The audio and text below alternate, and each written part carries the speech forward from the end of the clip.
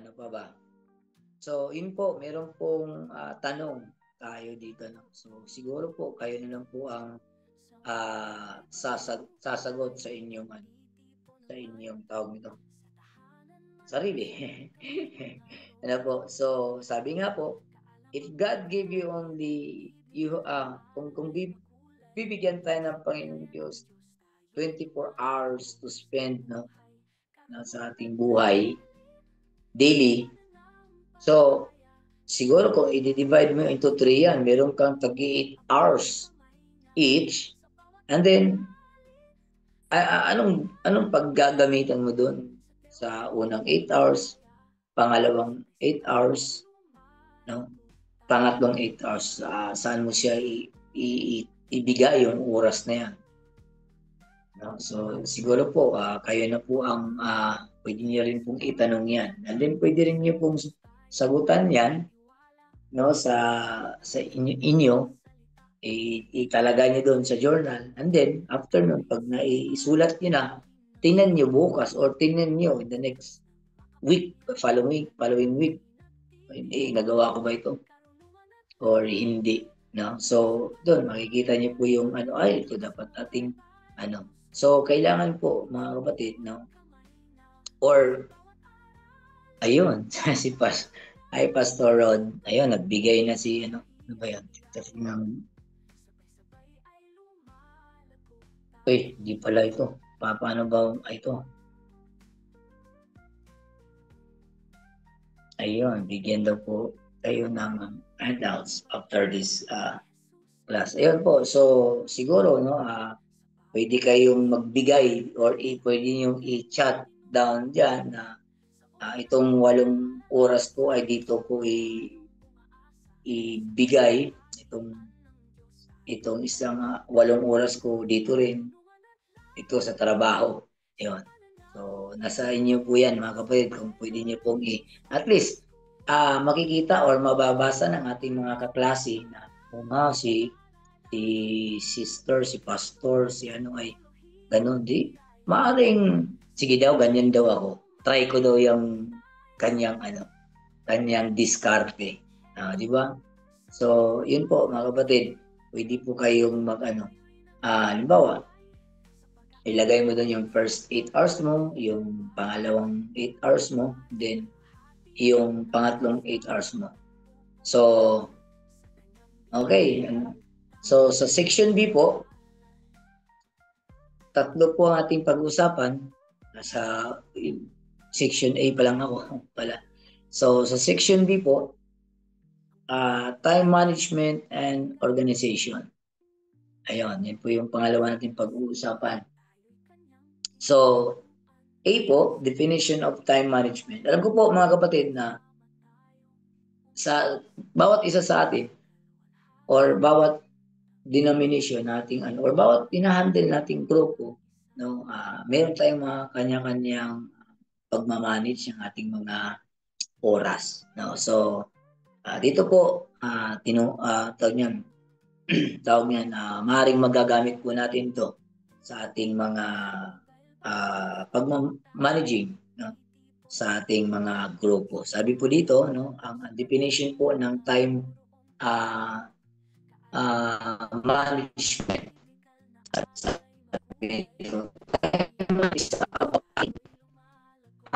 How best use your time for school, social life, and youth spiritual journey. So, siguro yung pagbabalansin natin ng ating oras sa ating klase, sa ating mga kaibigan, or sa ating church, or sa ating grupo, sa ating mga bina-Bible study, no, sa ating mga in-organize. So through management, kung ating napagplanuhan ayos, ay siguro po ito po ay makakatulong sa atin upang mag-succeed po tayo, upang magtagumpay una-una. So malaking bagay, mga kapatid, no? Kasi kaya po sa ating church, meron tayong mga handouts or handbook, or meron tayong mga anong tawag nun, mga bylaws, no? Kasi po doon natin tinitingnan no, at inaral din po yan, no, kung paano natin i-manage. So mahalaga po talaga mga kapatid na meron tayong pagmamanage ng ating mga oras, lalo na sa mga youth, no? Parang ang kanilang oras ay hiwa-hiwalay. Pero meron namang youth, may mga youth din na talagang oras din na lang, pag sa school lang talaga. And then mahina sila sa church.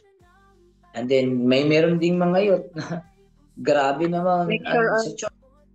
If once you cut this part, join together, and then make marking together.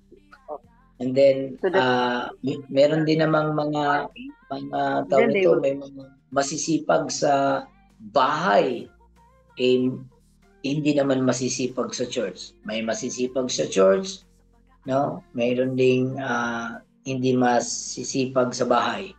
Merong masunurin sa church. Meron ding So yun, patungkol yan. May mga ganung mga kabataan. So kailangan, no, mga kapatid, na ang management, no, pagpaplano, paano natin magamit ng the best ng ating oras sa lahat ng ating ginagawa. Sabi nga dyan, sa school, sa social life, sa social spiritual journey. So, mga dahilan, mga kapatid, for time management. Letter B po, reasons for time management. Ba't kailangan po natin ng management, no? Or pwede na maging sabihin, mga kapatid, no, na sa mga youth, sa mga leaders diyan, bayain na yan si pastor. No, siya na magbahala mag-manage yan. And then sabihan nilang kami. Meron bang ganun? Or hayain na yan si leader i-manage yung aming oras. Yung mga ganun po. So dito po, mga kapatid, tinuturuan tayo dito kung paano natin, o anong mga dahilan kung bakit tayo ay magkaroon ng pagmamanage sa mga oras. So, mayroon pong 6 na rason, na kailangan nating i-manage ang ating mga oras. Una-una po. 5 lang po pala yan. 5 lang. 5 lang daw po pala. Okay. So, to prevent burnout. Ayun. So, yun po yung dahilan bakit may time management. So, tayo, alam ko po na meron tayong mga kanya-kanya tayong mga diskarte kung paano natin ginagamit yung ating oras. So, dito po, mga kapatid, sabi dyan, no, maraming mga kabataan na, no, sabi dito na overwhelmed sila. So, juggling sa school, lalo na doon sa kanilang extra curriculars and personal life. No, merong doon nabo-burnout sila doon. So dahil hindi nila na-mismanage nila ang kanilang oras kung paano nila ginagamit.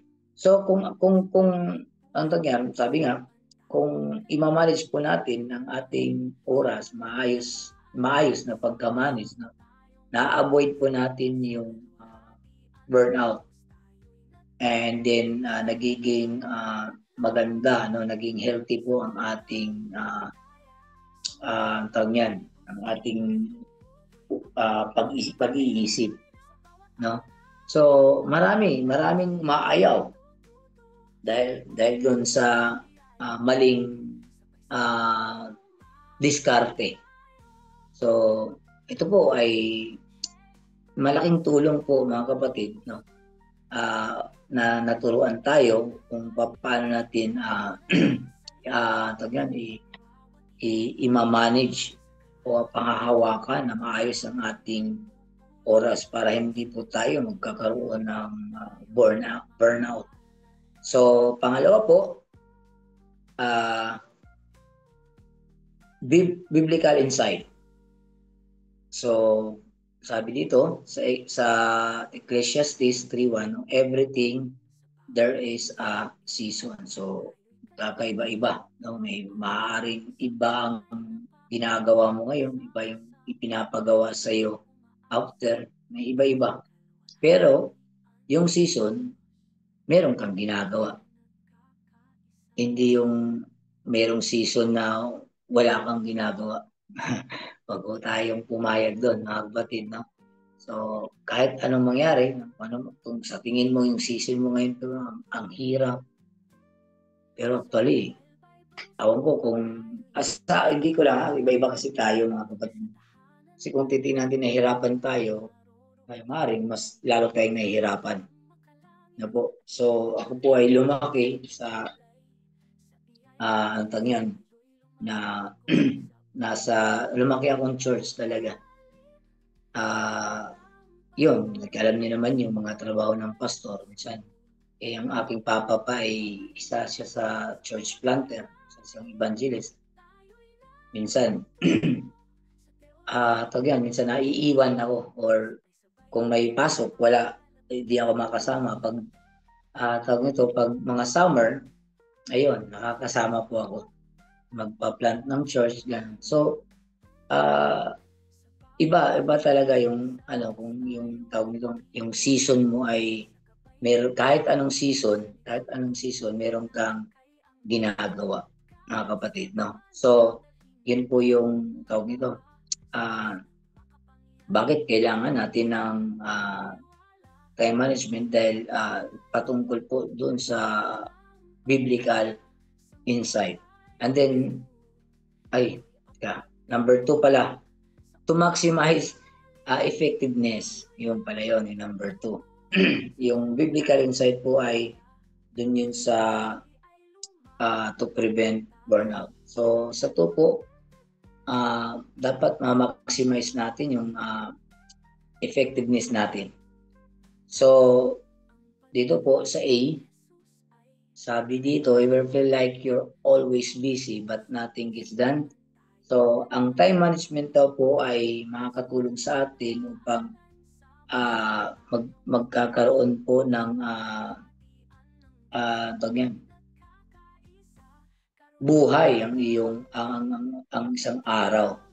No? So, you can finish homework and still have time for fun at saka sa Panginoong Diyos. So, mahati-hati mo yun kung meron kang ma-maximize mo ang iyong effectiveness, mahati-hati mo po yun, no? Kung meron kang pagmamanage, mahati-hati mo ang iyong mga ginagawa. So, yun nga lang, minsan kasi may mga young people, no? Tawag niyan, mas marami pa siyang oras doon sa hindi magandang gawain. Tapos pagdating na doon sa malapit na ipapasa mga projects, ayun, saka pa lang nagmamadali na ipasa. Ayun. So, hindi magandang pagmamanage, So, another reason po, mga kapatid, kung bakit kailangan natin ng i-manage ang ating oras is to be a good steward. So, wala sigurong mabuting katiwala. Hindi niya kayang i-manage ang kanyang oras. Paano siya pinagkakatiwalaan na hindi naman siya marunong aayos ng kanyang oras. So, nakadyan A po, sabi, time is a gift from God. Using it wisely is a way to honor Him. So making sure you focus on what matters most. Ayun. So, ang oras daw po o ang panahon o mga pangyayari, mga kapatid, ay magkaloob po talaga ng Panginoong Diyos. So, dapat nating gamitin na wisely para sa Kanya. Sayang lang, no? Binigay niya sa atin. Para bang binigyan tayo ng pera. no? Pinagkatiwalaan tayo ng negosyo, hindi naman natin inaayos, no? Na nalugi, ang nangyari, wala ka na rin. Sayang, no? Pinagkatiwalaan ka para kumita ka, magkaroon ka ng hanap buhay, hindi natin inaayos. So lahat po, mga kapatid, alam po natin, yan ay kaloob po ng Panginoong Diyos. Para sa kanyang mga anak, ulitin na natin lahat tayo pinagkalooban ng Panginoong Diyos dahil anak niya po tayo. So, sa mga hindi anak ng Diyos ay pinagkalooban sila pinagkalooban sila ng kanilang amang Diyos din nila. Ibang Diyos po yun, mga kapatid. So, dito sa B, sabi ito, be careful then how you live, making the most of every opportunity. So, meron ba tayong verse dyan? Ephesians 5:15 to 16. So, kung wala po yan, i-take note nyo lang. Bibigyan naman po kayo ni Pastor Roderick ng kopya niyan. So, C po, sabi, how to manage time effectively. Paano ba natin i-manage yung ating ang oras na talagang epektibo? So, next po, to prioritize tasks. Yan. So, sabi dito mga kapatid, meron pong matrix dito, merong pattern dito. So, pwede nating gayahin yon, yung mga quadrant na yan, no, na ginawa po ni sample na ni Eisenhower matrix to figure out what's important versus what's just urgent. No? Ano ba daw yung mahalaga kaysa dun sa talaga urgent, no? Kailangan. Halimbawa, na nakalagay dun sa yung mga homeworks, yung mga exams, social media. So, focus tayo kung ano ba talaga yung totoong mahalaga.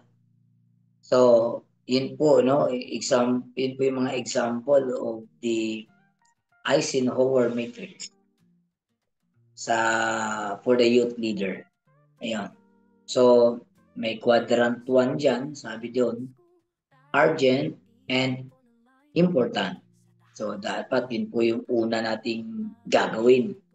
So, pangalawa po, sa quadrant 2, hindi siya urgent but important siya. No? Mahalaga. No? So, nakalagay dyan, schedule. And then, sa quadrant 3, urgent, no? But not important. Delegate. So, sa quadrant 4 po, not urgent and not important. So, eliminate or reduce. So, ngayon po, atin pong i-imagine, no, na ikaw po ay isang youth leader, no, na sobrang busy, no? So, marami kang mga gampanin na dapat mong tapusin. Halimbawa, gagawa ka ng sermon, organize ka ng mga youth event. So, tumutulong ka pa sa mga church administration. Saka nag-spend ka pa ng oras para sa iyong personal devotion. So, ito po yung matrix ito ay makakatulong po sa atin kung paano natin i-organize yung ating mga trabaho, no, ating mga task, gano'n. So, nakita po natin, sige lang po, at bibigyan naman po kayo ng copy niyan. Quadrant 1, so sabi dito, may mga examples po dito, mga kapatid, no? Urgent and important siya. So, ibig sabihin, ito po ang talagang gagawin mo talaga, no? Kasi kailangan, no? At napakahalaga, no? Una-una, dapat tapusin mo ang iyong sermon sa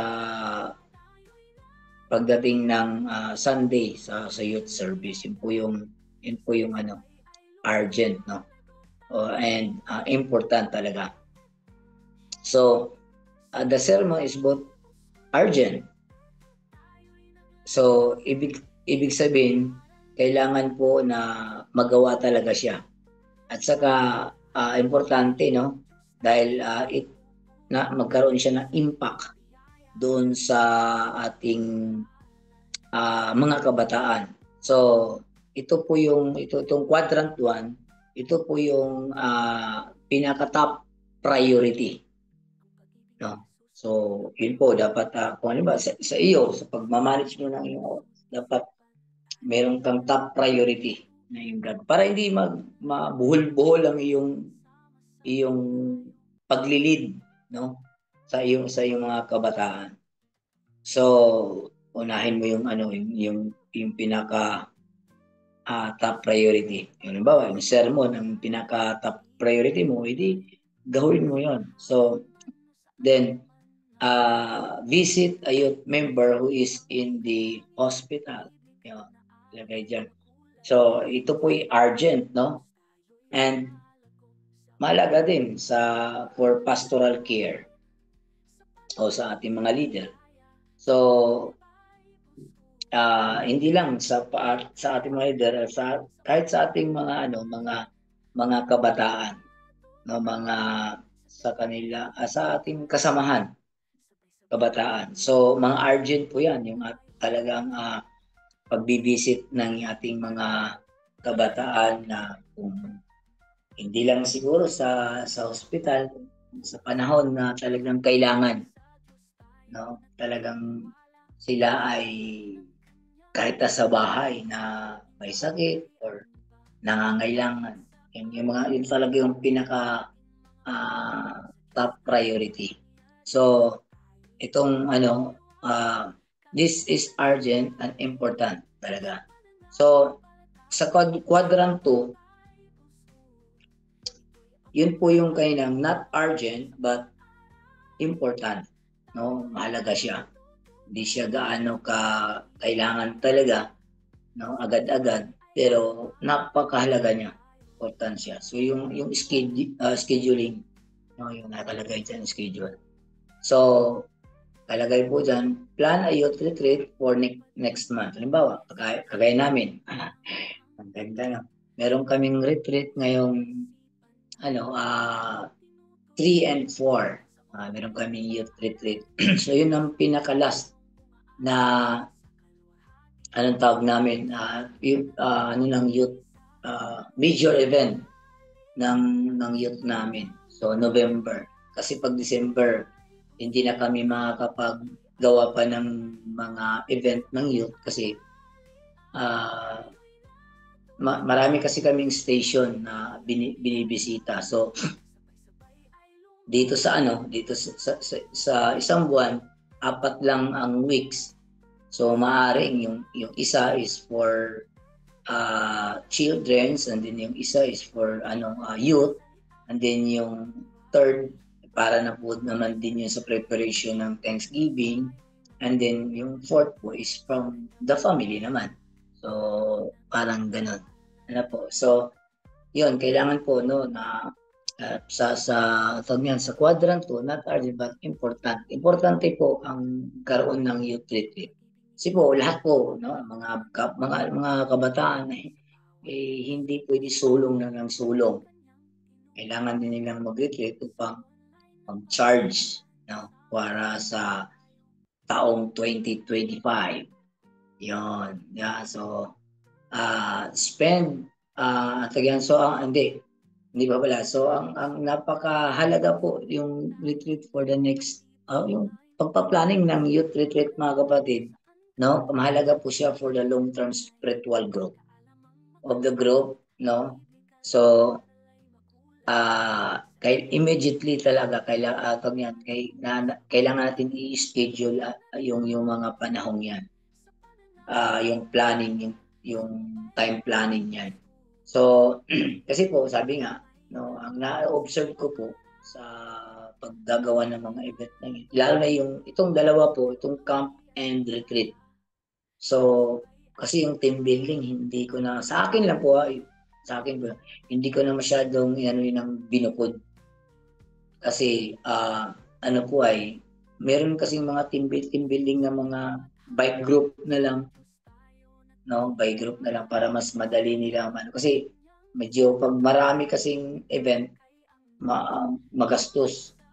Tapos, sa ngayon sa aking nakikita sa ngayon, and then pag ating mga kabataan, malimit, humihingi ng ano. Pero kami po ay naglilikom talaga kami ng pondo na makakatulong. Kung humingi man sila, konti na lang. Ayun. So, yun. Yung ito talaga napaka-importante yung retreat, no? At saka yung camp. Kasi po, every 6 months ko inano yan. Kasi, yun nga, ayon sa aking na-experience, yung halimbawa, may camp ngayon, after 3 to 4 months yun, parang yung fire ay medyo hindi na ganun kaliyaw. So, papalo pa natin ng retreat. No? So, meron ding monthly, pero ibang po yun. Yun po. So, napakahalaga na mag-schedule tayo para hindi kagaya sa example ko na po, na meron kami youth. And then, before mag-youth camp po, meron kaming anong tawag nito? Yung sa February, Hearts Night. Yan. So, in preparation para sa youth camp, na para maraming dadalo, dapat meron kaming time planning, no, dun sa or target na dapat sa Hearts Night sa February madami. Then pagdating ng youth camp, yung na-invite nung Hearts Night, magi-invite pa rin siya. Yun. Madami sa youth camp. Pagdating ng retreat yan, hindi na ganun kadami yan. Kasi mostly, invite lang naman yung iba. Inalagaan pa, minsan hindi nga naalagaan, siya na wala. Pero yung pagdating ng retreat, siyempre, yung fire niya dun sa camp, dapat mayan. Yung mga ganun po, kailangan po talaga meron kang time frame, no, or pag-i-schedule mo doon.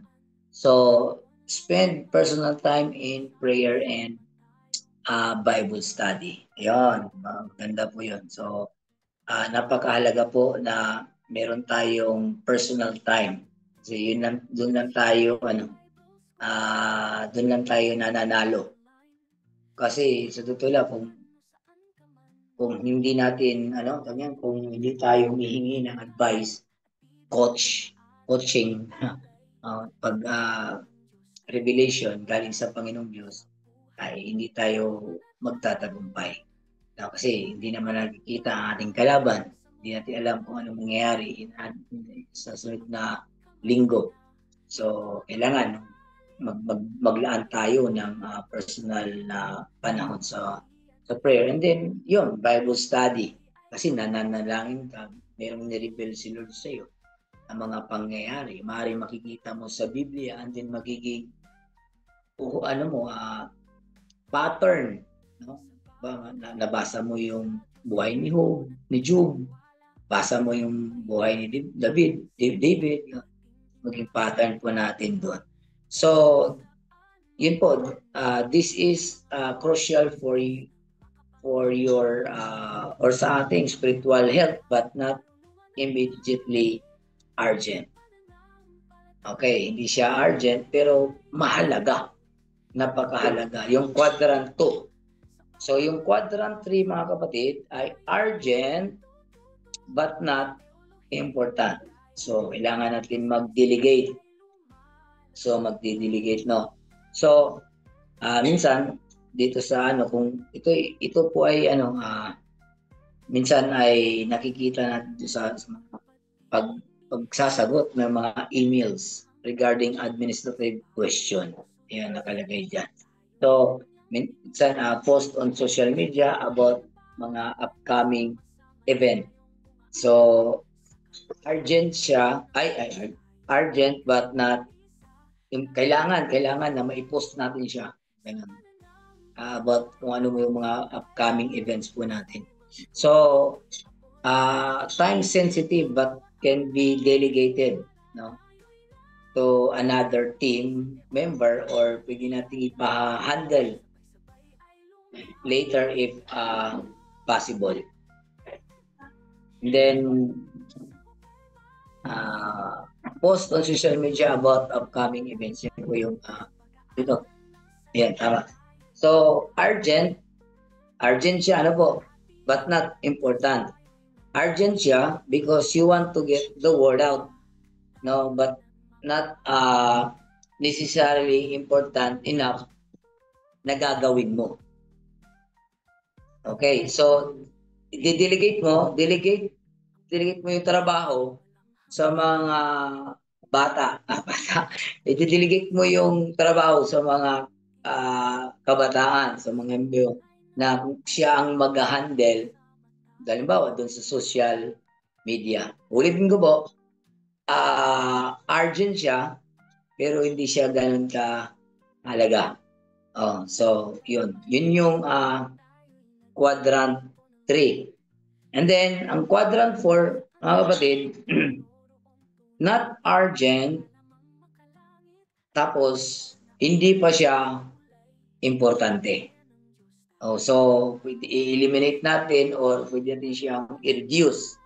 I-reduce natin siya. So, halimbawa, yung scrolling through social media for too long. So, ang nangyari dyan, it is a distraction, no? At saka hindi po siya nagko-contribute ng mga layunin. So, maaaring gagawin natin is i-minimize natin or i-eliminate po natin yun. Okay, so halimbawa yung watching random YouTube videos, no, yung mga reels, FB reels. Kung alam niyo po yung mga K-drama, yun. At saka marami pang mga hindi siya unrelated to ministry. So, hindi natin siya kasi hindi siya masyadong important, hindi rin siya urgent, no? So, maaaring i-eliminate natin or pwede natin siya bawasan. So, while relaxing is important, mga kapatid, spending too much time on this can waste valuable yung mahalagang oras. So, maaaring pwede natin i-limit yung mga activity. So, good evening po. Andyan pa po tayo? Kaya pa po? Wala na tayong break. Amen. Okay pa po tayo? Okay pa po. So, ngayon po, panglima po, meron na po tayong mga quadrant. Ano po? Meron na tayong mga pattern. Maganda po yun, mga kapatid. Pwede natin i-apply sa ating mga kung paano tayo sa mga kabataan, no? I-handle yung ating mga kabataan. So, ang panglima is to set boundaries. So, merong areas po sa boundaries.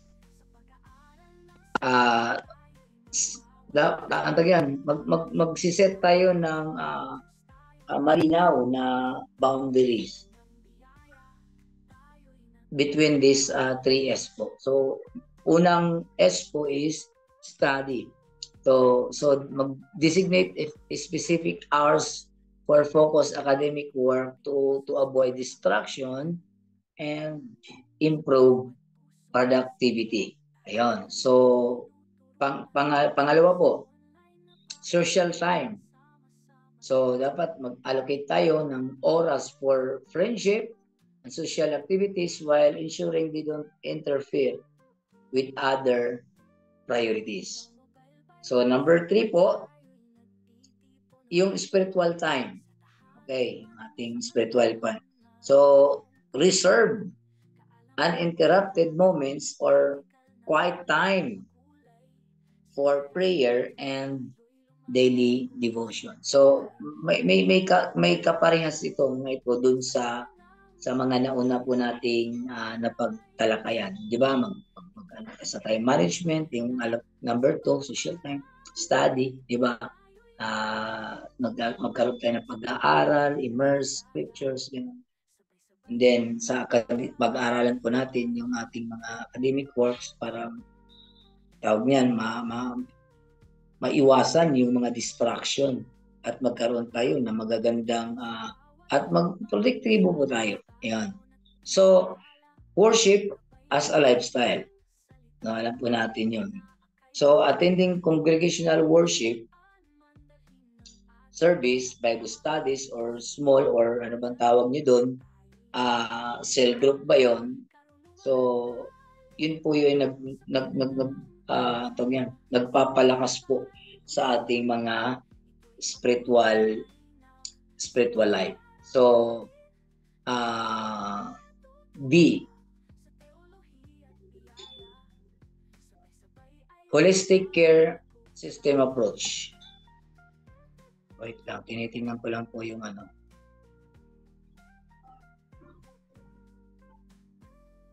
Holistic care system approach.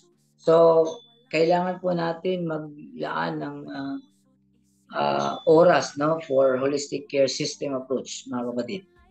So, meron po tayo, kanina merong 3S, ngayon meron tayong 3R approach. So, caring for the whole man as preparation for the coming of the Lord according po sa dito sa Thessalonians 5:23.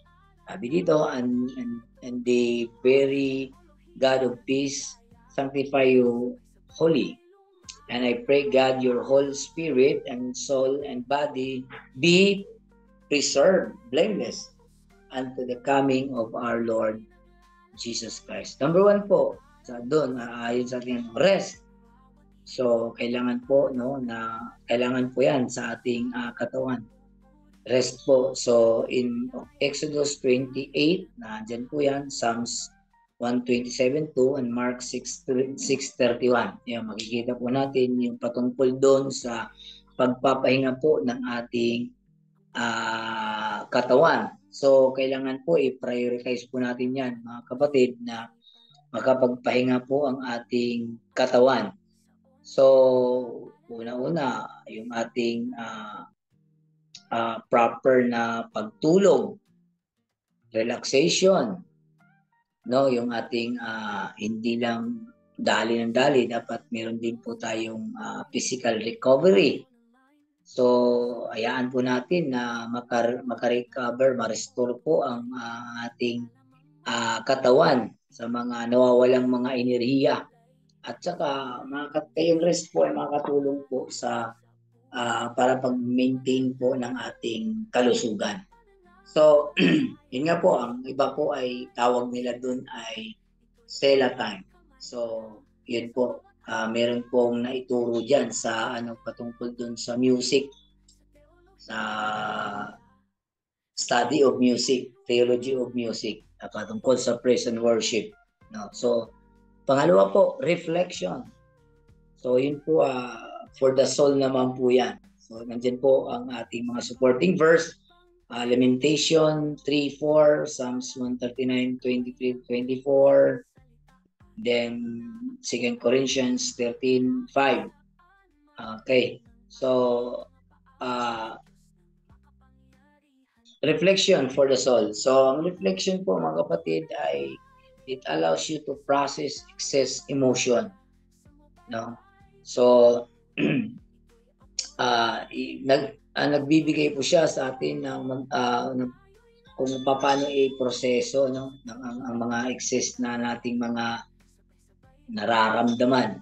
So, dapat nasusuri po natin yung ating personal na paglago at dapat isaalang-alang kung paano hinuhubog ng mga past or ng mga karanasan ang ating panloob na buhay.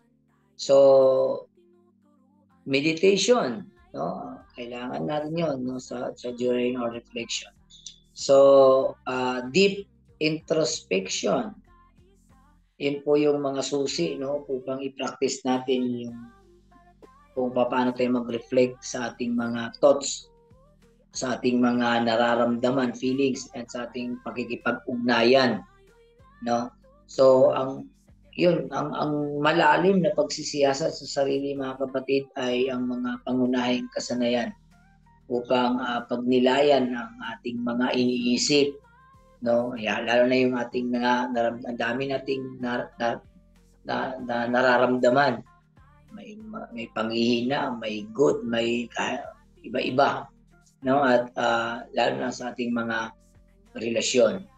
So pangatlo po doon ay renewal, no? So renewal for the spirit. So nakikita po natin ang mga supporting verse po nan is yung Isaiah 40:31, and then Romans 12:2, then Ephesians 4:24. Yan po ang ating mga supporting verse. So seek renewal for our spirit, mga kapatid, no? Dapat mag-seek talaga tayo. So ito po ay nakapaloob po nito ay yung spiritual practices, mga kapatid, yung prayer, yung worship, yung pag-aaral ng salita ng Panginoong Diyos, kung paano ang Diyos magiging sentro ng ating buhay. Ito po ay makaka-refresh po, no, sa ating espiritu at makakapagpalalim pa po sa atin, no, sa ating ugnayan, sa connection natin with God, na mayroong humility, tawag yung pagpapakumbabaan, yun, no? So yung renewal po ng spirit, no, ay talagang napakahalaga. So nagpapalakas po sa atin, nagpapalalim sa ating pananampalataya, no, kahit sa atin or lalo na sa ating mga kabataan. So pinapasigla, pinapalakas po tayo, lalo pinapalalim po tayo ng anong tawag yan, salita ng Panginoong Diyos, no? Pinapalalim tayo, lalo na yung mga kabataan. So yun po, mga kapatid, tawag nito. So siguro by the next week natin po mapag-usapan. Ito po ay chapter 4 lang po. Ano po? So sa sunod po, pag-usapan po natin yung settings and achieving lubat na ako. Settings and achieving ministry goals. So salamat po sa inyong pagtsatsaga. Alam ko po na this is not for us lamang, this is for the glory of God, no? Sa ating mga natutunan, natin po magagamit upang mas makakahikayat pa tayo ng maraming kabataan. So hallelujah. So ang ating goal is to obey, no, sa Panginoon kung paano natin i-handle ng maayos ang ating kabataan. So ang tawag yan, huwag tayong magsawang mag-encourage, huwag tayong magsawang paalala, reminding them, no? And then huwag tayong magsawang manalangin sa kanila. Kasi po ay kagalakan kung sila'y matransform, no? Dahil ipinanalangin natin sila, ginabayan natin sila. Yun po ay tawag yan, yun po ay kagalakan natin na nakasunod po tayo sa pinapagawa ng Diyos sa atin as leader, no, as mga lingkod ng Panginoong Diyos. Salamat po. Back to you, Pastor Roderick.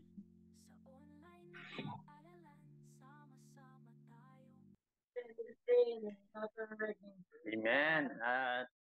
Okay na po. Opo. Thank you po. Yan, muli, thank you po, Pastor Felipe. At 2 hours straight, no? Walang inuman. Ang sakit kaya sa lalamunan yun. Inaabangan ko si Pastor Felipe uminom eh. Sabi ko, hindi man lang magpa-water break si Pastor. Kawawa naman yung lalamunan niya. So, ako po ay nagagalak na kinuha nating teacher din po si Pastor Felipe sa C2. At ngayon po, magkakaroon tayo ng assignment. Ibibigay ko po sa inyo yung copy ng ating pong pinag-aralan ngayon. At yung karugtong nung tinuro ni Pastor Felipe, may makikita kayo na mga tools kung paano i-manage yung time. Pwedeng i-send sa mga young people or kahit sa atin, pwedeng natin gamitin. And then, yung next dito is yung chapter 5. Actually, pang next week na po talaga ito, itong chapter 5. So, ito na yung pinaka pang last natin na pag-aaral yung sa chapter 5. Bali, 1 chapter, 1 week. At yung chapter 6, may chapter 6 po itong hindi nakalagay sa ano natin. 5 lang talaga ang lessons natin in total. Pero 6 yung nasa handout. Parang personal reading na lang din po natin yun. So, yun lang po. Maraming salamat po, Pastor Felipe, sa inyo pong pag-initiate. Kung meron kayong katanungan, pwede tayong mag-entertain saglit ng mga question. And try natin pong sagutin.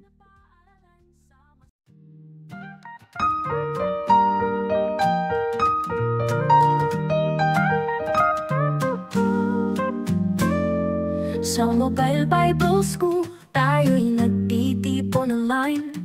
Sa tahanan man o saan ka man, naroroong tunay kaalamang makalangit at biblikal na aral ay makulay. Sa biyaya ng Diyos tayo'y lumalago sa buhay, karunungan at lalim sa pananampalataya. Sa Mobile Bible School, ito'y abot kamay na. Sa bawat aralin, tayo'y natututo sa teolohiya at biyaya. Sabay-sabay ay lumalago tayo.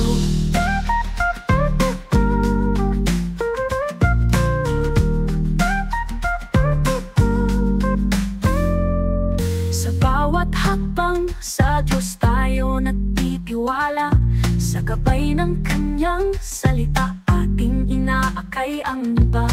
Kahit saan man dalhin ng ating mga paa, sa Diyos na makapangyarihan tayo'y nagtitiwala. Karunungan at lalim sa pananampalataya. Sa Mobile Bible School, ito'y abot kamay na. Sa bawat aralin, tayo'y natututo sa teolohiya at biyaya. Sabay-sabay ay lumalago tayo.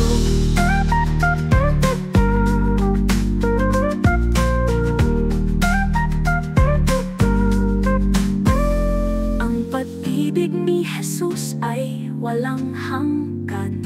Sa bawat puso't isipan, tayo'y Kanyang tinuturuan. Sa online na paaralan, sama-sama tayong umaasa. Sa kaluwalhatian ng Diyos tayo'y nagkakaisa. Karunungan at lalim sa pananampalataya. Sa Mobile Bible School, ito'y abot kamay na. Sa bawat aralin, tayo'y natututo sa teolohiya at biyaya. Sabay-sabay ay lumalago tayo. Hey, sa Mobile Bible School, tayo'y naglalakbay. Sa pag-aaral ng salita, tayo'y magwawagi. Para sa kaluwalhatian ng Diyos, tayo'y nagpupuri.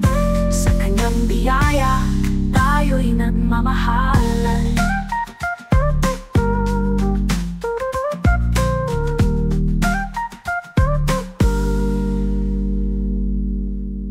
Pag-ibig ni Jesus ay walang hanggan.